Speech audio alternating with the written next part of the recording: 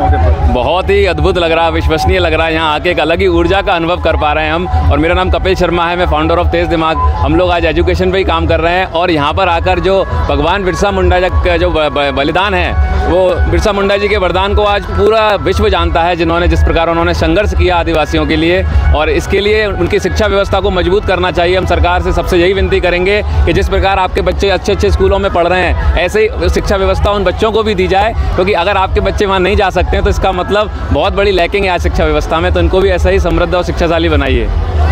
क्या काम करते हैं आप यहाँ के बच्चों पर? हम सर बच्चों की शिक्षा के लिए बहुत अद्भुत काम कर रहे हैं, संघर्ष कर रहे हैं। जिस प्रकार हमारे आदिवासियों ने स्वतंत्रता सेनानी बनकर देश के लिए बलिदान दिया, जिसके लिए आज देश को ऋणी होना चाहिए, तो आज समय है उनका कर्ज उतारने का हम लोगों को बस, कि उनकी शिक्षा व्यवस्था को मजबूत कीजिए। क्योंकि कोई भी बच्चा, कोई भी समाज, कोई भी देश जब तक मजबूत नहीं बन सकता है जब तक उसकी शिक्षा व्यवस्था मजबूत नहीं होगी। तो हम आज ऐसी इनोवेटिव शिक्षा जो बच्चों तक पहुँचाना चाह रहे हैं, आदिवासी बच्चे, जहाँ ज्ञानश्री पब्लिक स्कूल जमशेदपुर में हमने वहाँ पहुँचाया आदिवासी स्कूल के बच्चों के लिए बहुत ही इनोवेटिव शिक्षा। तो ऐसी शिक्षा हर बच्चे को मिलना चाहिए। क्योंकि मेरा एक ही सवाल है कि जब बड़े बड़े पैसे वालों के बच्चे, समृद्धशाली बच्चे अच्छे स्कूल में पढ़ रहे हैं, तो वही शिक्षा इन बच्चों को क्यों नहीं दी जा रही है? शिक्षा व्यवस्था में भेदभाव नहीं होना चाहिए। और आज जो सरकार ने शिक्षा व्यवस्था का बजट बनाया है, उसमें कम से कम उनको 3 से 4 गुना बढ़ाने की ज़रूरत है, तब जाके हमारा देश वापस से विश्वगुरु बन पाएगा। और नालंदा जैसे जो समृद्धशाली संस्थाएं हैं, दुनिया भर के लोग यहाँ पर आएँ, वो तभी संभव हो सकता है जब शिक्षा व्यवस्था को मजबूत कर सकते हैं। तो आज इनके ऋण उतारने का समय है। हमारे जो आदिवासियों ने जल, जंगल, ज़मीन को बचाने के लिए जो संघर्ष कर रहे हैं, आज भी इनका सभी साथ दीजिए और इनके शिक्षा व्यवस्था को मजबूत कीजिए।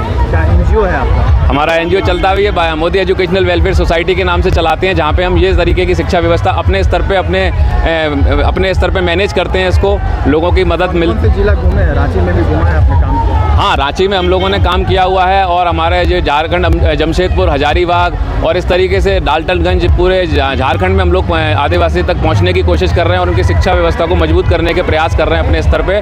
और ये हम लोगों का काम से ज़्यादा सरकार को सोचना चाहिए। तो हम तो उनसे विनती करेंगे, सेंट्रल गवर्नमेंट हो चाहे वो स्टेट गवर्नमेंट हो, इनकी शिक्षा व्यवस्था पे आप संपूर्ण रूप से ध्यान दीजिए। इंफ्रास्ट्रक्चर अच्छा बनाए या ना बनाए, उनकी शिक्षा व्यवस्था को, उनके कंटेंट को अच्छा बनाइए, जिससे वो अपने जीवन में स्किल ले सकें और कॉन्फिडेंस होकर जीवन में सफल हो सकें।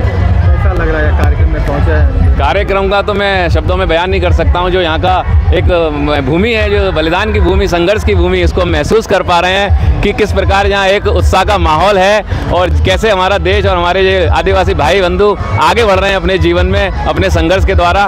नाचते गाते पारंपरिक नाचते गाते कैसा लगता है देख के आपको? देख के बहुत ही अच्छा लगता है। इन लोगों से हमें सीखना चाहिए कि जीवन संघर्ष का दूसरा नाम है। तो ये संघर्ष जब हम करेंगे जीवन में, तभी हम अपने हर क्षेत्र में सफल हो सकते हैं। जैसे अपने समाज के लिए लड़ रहे हैं, ऐसे ही हम सबको मिलकर इस देश के लिए कुछ सोचना पड़ेगा, तभी हम लोग वापस विश्वगुरु बन पाएंगे। क्या पूरा परिचय हुआ आपका? मेरा नाम कपिल शर्मा है और मैं फाउंडर ऑफ तेज दिमाग, जो पूरे इंडिया के अंदर एक इनोवेटिव शिक्षा व्यवस्था को पहुंचाने की कोशिश कर रहे हैं स्किल प्रोग्राम के माध्यम से। और यही विनती हम सभी से करेंगे कि बस केवल शिक्षा व्यवस्था पर ध्यान दीजिए, बाकी सब अपने आप सही हो जाएगा। 20 साल आप शिक्षा व्यवस्था को बदल दीजिए। सालों के बच्चे को शिक्षा देते हैं? हम बचपन से छोटा 2 साल से लेके कॉलेज तक के बच्चों को शिक्षा व्यवस्था पहुंचाने की कोशिश कर रहे हैं, जिससे उनको जो कमियां हैं, जो बेरोजगारी बढ़ रही है, अनएम्प्लॉयबल जो बच्चे पढ़ के जो अनएम्प्लॉयमेंट घूम रहे हैं, तो ऐसी शिक्षा व्यवस्था बनाई जाए जिन्हें रोजगार मिल सके, अपना व्यवसाय कर सके। इस तरीके की शिक्षा व्यवस्था दी जानी चाहिए। हुनरमंद बनाइए, जिससे वो अपना जीवन में जो अपना आजीविका खुशी खुशी चला सकें।